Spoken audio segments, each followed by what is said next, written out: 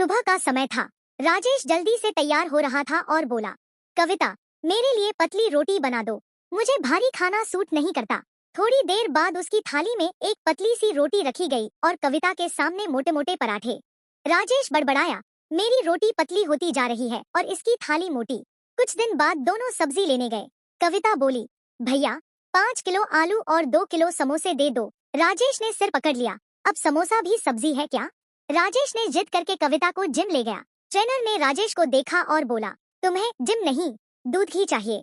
फिर कविता की ओर देखकर बोला, आपको जिम नहीं, डाइट चाहिए। दोनों हंसने लगे। शादी की सालगिरह पर राजेश पत्नी को होटल ले गया।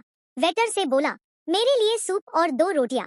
कविता ने कहा, और मेरे लिए पूरा मेन्यू ले आओ। वेटर हैरान रह गया और राजेश पसीना पोंछने लगा। मोहल्ले में मेला लगा। दोनों झूले पर बैठे, लेकिन झूला अचानक एक तरफ झुक गया। ऑपरेटर बोला, भाई साहब, आप उतर जाइए वरना बैलेंस बिगड़ जाएगा।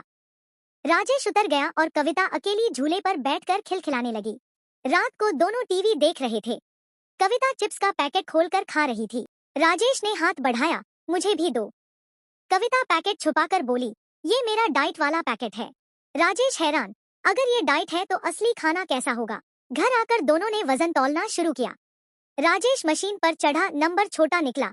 कविता हंसने लगी। फिर कविता खड़ी हुई, नंबर बड़ा निकला। राजेश डरकर पीछे हट गया। सोते समय भी कॉमिक सीन बन गया। कविता पूरे बिस्तर पर फैली हुई थी और राजेश कोने में सिमटा पड़ा। सपने में कविता समोसे और जलेबी पकड़ रही थी और राजेश भाग रहा था। पीछे पीछे कविता थाली लेकर दौड़ रही थी। अंत में दोनों सोफे पर साथ बैठे टीवी देखते रहे। राजेश मुस्कुराकर बोला, पतली रोटी और मोटी दाल का यही असली मजा है।